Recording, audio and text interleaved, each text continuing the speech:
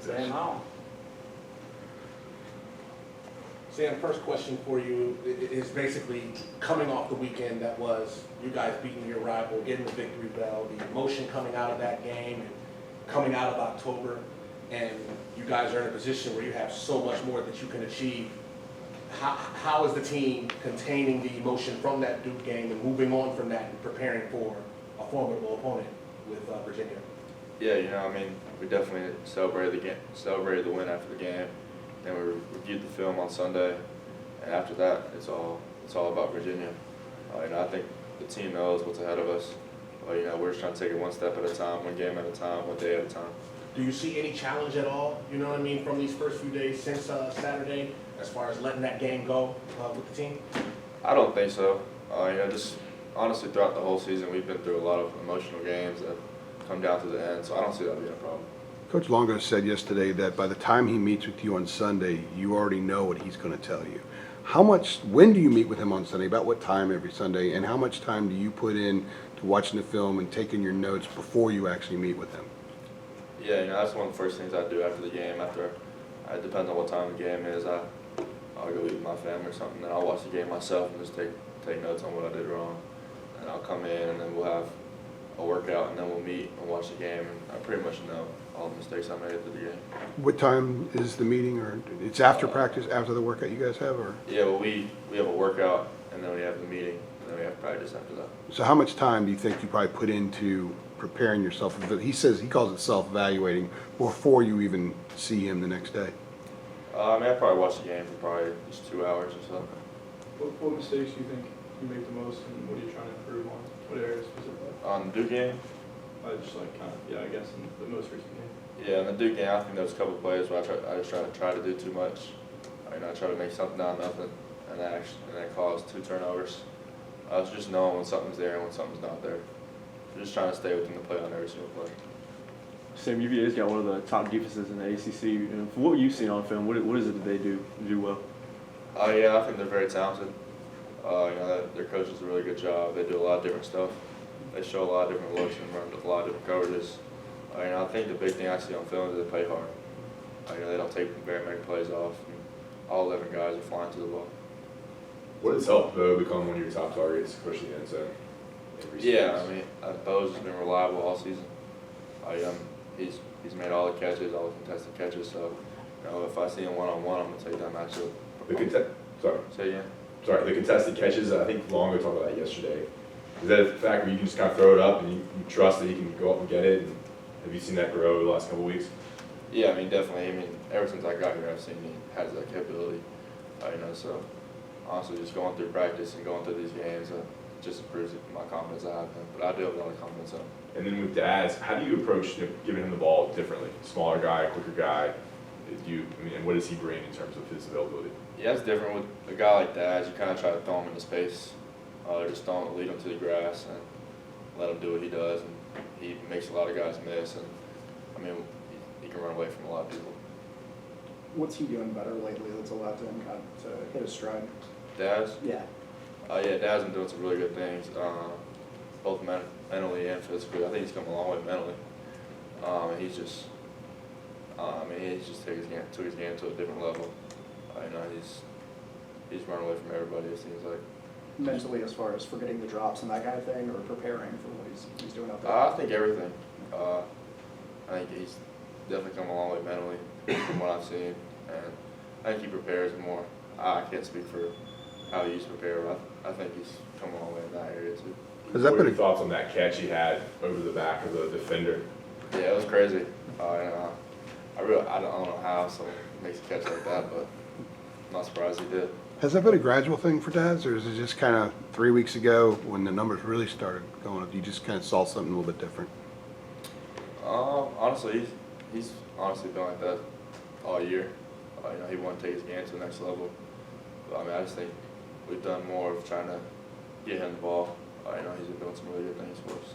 Bo talked about you guys running scramble drills in practice, and when you scramble outside the pocket, is there any receiver in particular that you go to first that's more reliable when you're outside the pocket?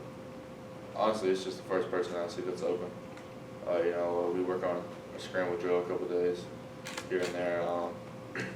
So really, when I scramble, I'm just trying to find the first person to get the ball in my hands.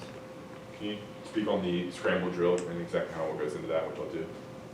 Yeah, I mean, depending on what route the receiver's currently running, they have their rules. You know, I can go through and tell you all the rules based off their routes, but like some of the rules that come back to me, work away from me, work vertically, things like that. Everyone has their rules based off where they are, Essentially, it's like a play that's not really a play.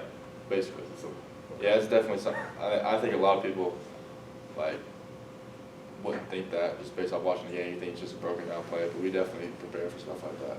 I mean, a scramble play happens a lot in football, especially in college.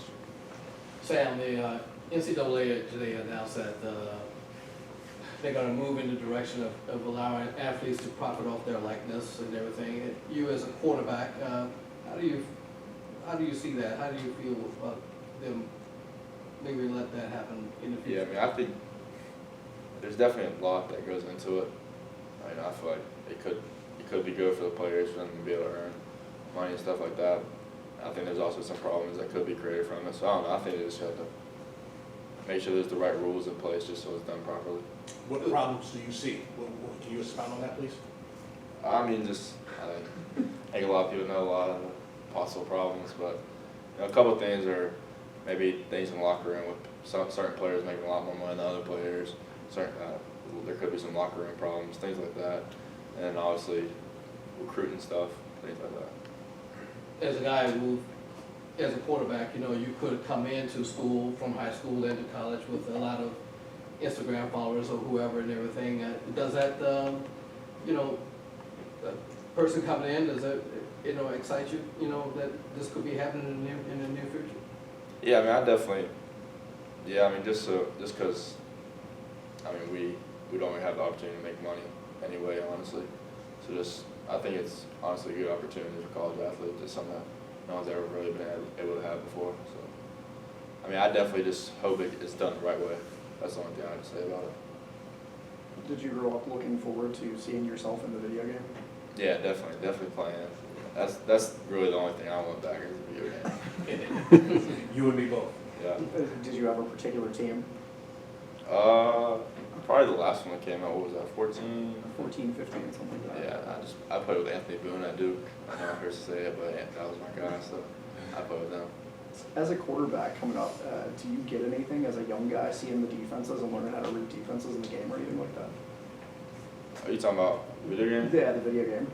It's interesting you say that. Actually, there's a lot of like younger football players that actually learn coverages from Madden because like the coverage and stuff on Madden are actual coverages. Only thing that Madden can't like have is like human instinct, things like that. But you can actually definitely learn a lot from playing a video game if you're doing it the right way. LeBron said when he plays 2K, he plays like a legit way, pick and rolls and all that stuff. When you play Madden, you play how you normally play in the game out of it. Yeah, definitely, just because most people aren't. So if you just look at their defense, you know what routes and stuff are going to be open. So I definitely try to out-scheme when I'm playing. You punt? Do I punt? No. I never punt. It don't matter how long it is, I'm going for it. What does it mean to you to be a part of this team that has kind of like changed the culture from last year, going from 2 wins and going into November, you know, competing for a division championship? What does it mean to you to be the quarterback of this specific team? You know, it means a lot. You know, these guys have been through so much here. You know, just to be out there on the field with those guys and go through this process with them has really meant a lot for me because those guys have been working so hard. You know, they deserve all of this. How they helped you come along and, you know, progress as the leader of this team at the quarterback position? Yeah, I mean, they've helped me on and off the field ever since I got here, making sure I'm growing as a player and as a person. So just always being there for me and leading me in the right way. Being the starting quarterback, I mean, do you have people coming up asking for pictures when you're walking down Franklin Street and that sort of thing now? Yeah, it's definitely grown since I've gotten here. Now the season started. Yeah, it's starting to pick up a little bit. Is it a little strange for you? I mean, yeah, a little bit. You know, I still went through that a little bit in high school. I mean, I didn't come from a really big town, so most people knew who I was in high school. Has it been gradual? Like every week, it's like a little bit more attention, or was there a Yeah, moment where you're like, I wow? would say it probably picks up a little bit more every week. What's the weirdest request you've gotten? that you can share with us? I'll say one thing.